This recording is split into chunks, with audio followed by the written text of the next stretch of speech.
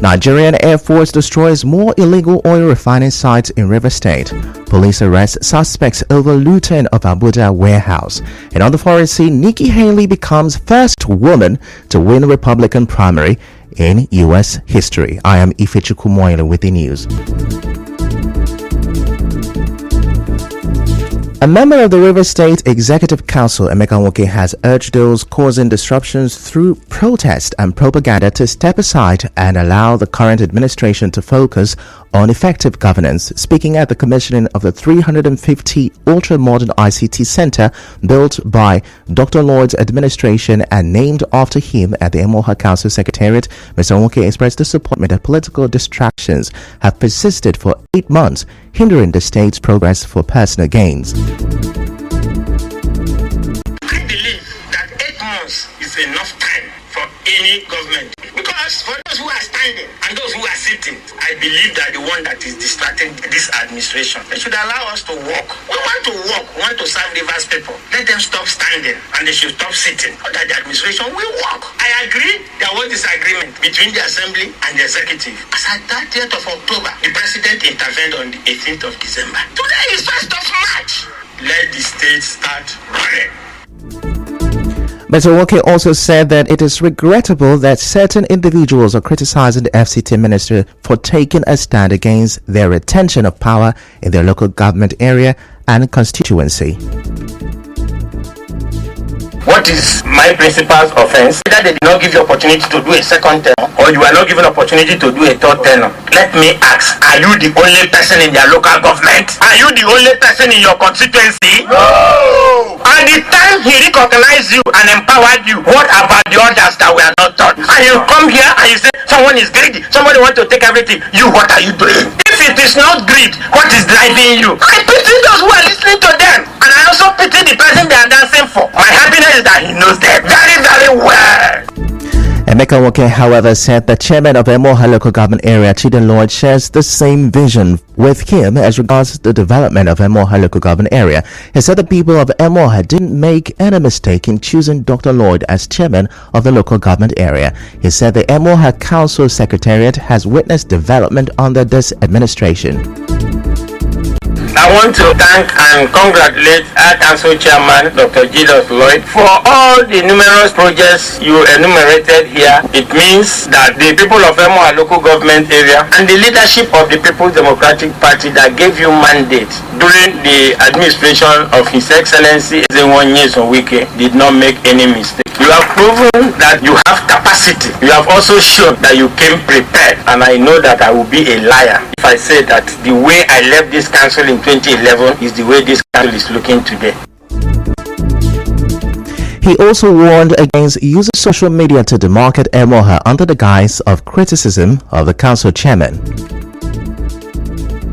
It is no longer news that this local government doesn't have too much of what generates revenue for it. Then as leaders, we must think outside the box in order to do things that will inadvertently generate money for the council. So that was why this ICT center was conceived, of solving a generic problem. The problem of our children having to go as far as Aba Owerri to write computer-based exams. So we decided that we make Emoha local government a one-stop center. Meanwhile, the paramount ruler of Mwesilaro, Eze Ejikewale, has called on the youth of Evo Kingdom to continue to be peaceful and remain resolute in the face of political provocations in the state. Ezewale said this when the leadership of the Simfobara movement in Obiamo, led by Chidoke Iwon, paid him and his council of chiefs a solidarity visit in his palace in Port Harcourt. He advised them to remain fearless and be strong in their support for the Fubara administration. The paramount ruler of Mwesilaro further said he will continue to protect his integrity as paramount ruler despite the political threat by some actors in the state. They were here 23 years ago, and we blessed them. We have the gods of now to equip them. They became local government chairman, became chief of staff, became minister of state, became governor. They are also ministers. They use their power to undo us, to insult us, to make us feel like we are no more kings. But those kings are mentioned in Evo. I refuse to give up. I will never give up. These are our sons. The same thing we did 23 years ago when they came for blessing. We are not political traditional rulers. Don't beg. We are chosen by the gods of the land. And whoever will bless remain blessed. Earlier in a speech, the leader of the Simfubara movement in Obiakpo, Chijioke Ihunwa, said he, Solomon Eke, and Evans Amadi will continue to do the right thing for peace and development in Evo Kingdom. And the River State is too big for one man to own our estate. That is why you see people have said no, must reject those who want to hijack our resources to the private pockets. And at the Obiakpo local government, we are the former governor, who is the current minister of FCT, because we are not supporting Yesun Wiki to do anybody. I have done 8 years as governor of Obiakpo man. They have done 16 years and 5 months as governor. We are supporting the river line, and Obiakpo are saying we are supporting Fulham for 8 governor University. Now we are preaching that let there be peace in our local government. We are not fighting anybody. We are saying let the right thing be done.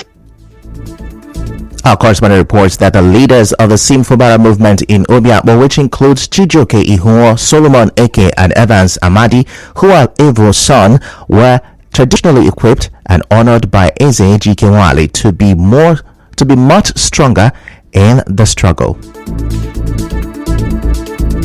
In another development, Rivers State Governor Siminalayi Fubara says the crowd that gathers during his Supreme Court victory special Thanksgiving services across the local government areas are not rented. The Governor Fubara said this during a ceremony in Okrika local government area. The governor said Rivers people are attracted to him because of his stand for peace.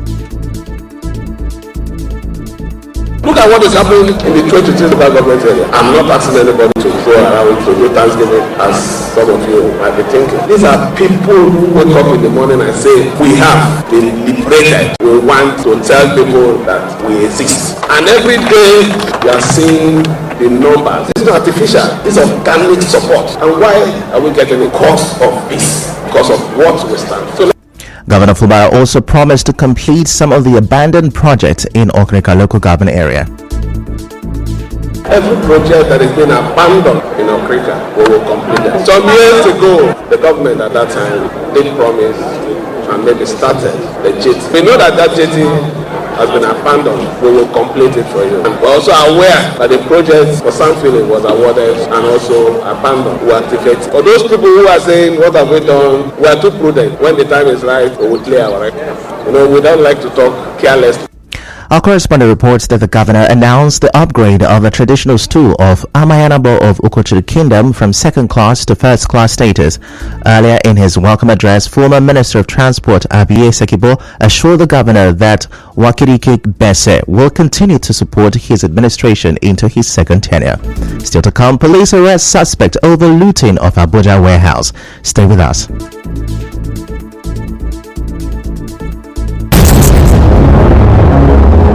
Smart feed.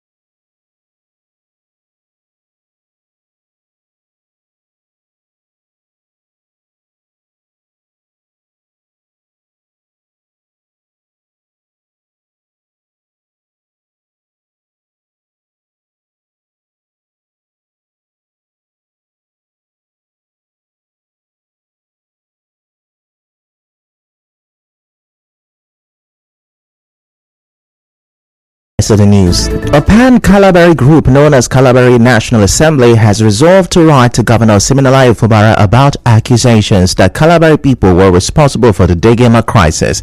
The Amayanabo of Obo and member of the pan-Kalabari group Diamond Tobin West made this known to newsmen in Buguma over the weekend when they met to review the crisis and claims of the Degema people that Kalabari people are behind the current crisis in the area.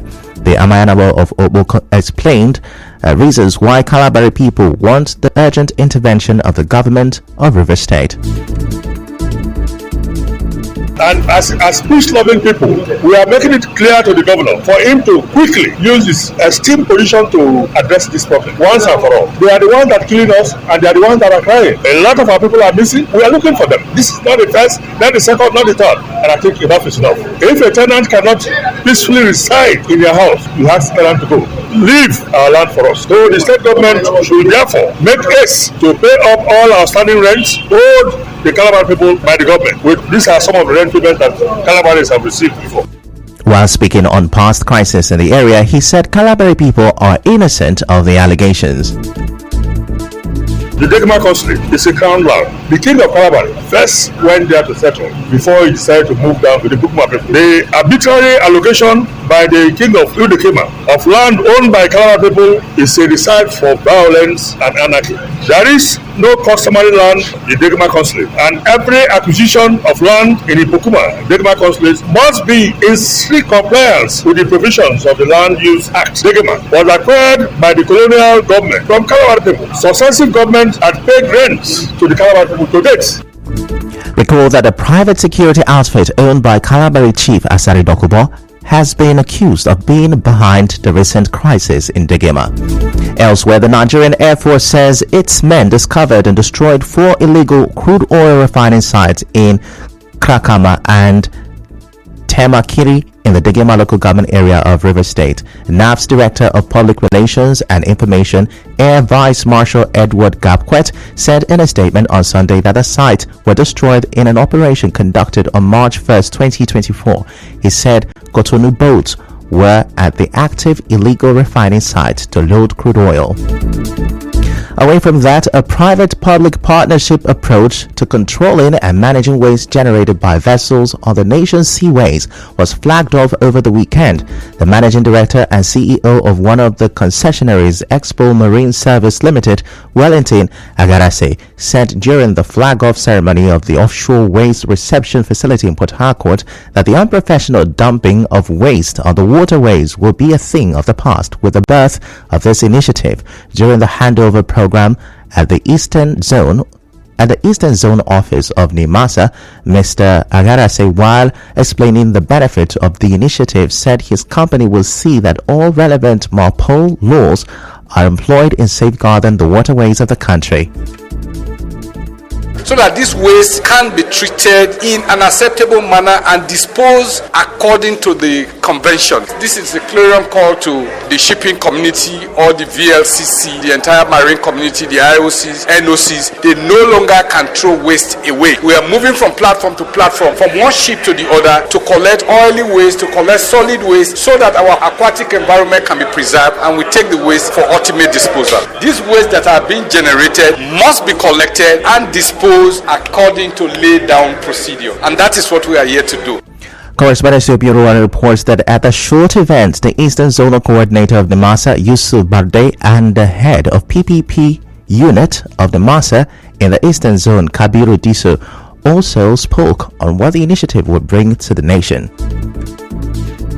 The zonal office is an enforcement arm of the agency, where it is a public-private partnership with Expo Marine. We have mechanism of ensuring that we supervise the activities of the Expo Marine as regard to the mandates given to them is being monitored regularly, because the enforcement actually will provide the platform for them to be able to go to the offshore platforms to ensure compliance of enforcement of the offshore reception facility and collection of the waste. This PPP arrangement is one of the best things that will happen to Nigeria, especially at this time when we are having economic crunch. Under this arrangement, a lot of income generation will come to the federal government, will move from where we are to among the first maritime nations in the country. So it's a very, very loud project we have launched today. It has an optimal benefit for the Federal Republic of Nigeria and the agency of NIMASA. In other news, the National Emergency Management Agency NEMA says none of its warehouse was looted in Abuja on Sunday. As you may know, some hoodlums looted bags of grains from a warehouse in Karimo, a suburb of the FCT. But in a telephone interview with correspondent Philip Welly, NEMA spokesman Manzo Ezekiel said the looted facility does not belong to the agency. This is to clarify that the looted warehouse does not belong to NEMA. However, the agency sympathizes with owners of the looted warehouse. To forestall any security breach at NEMA facilities, the Director General, Mustafa Habib Ahmed, has directed zonal directors and heads of operations to strengthen security around NEMA offices and warehouses nationwide. Our correspondent gathered that the looted warehouse belongs to the Federal Capital Territory Administration, FCTA. Meanwhile, police have arrested 15 suspects over the looting of a warehouse in the FCT. And now, we'll bring you news from around the world.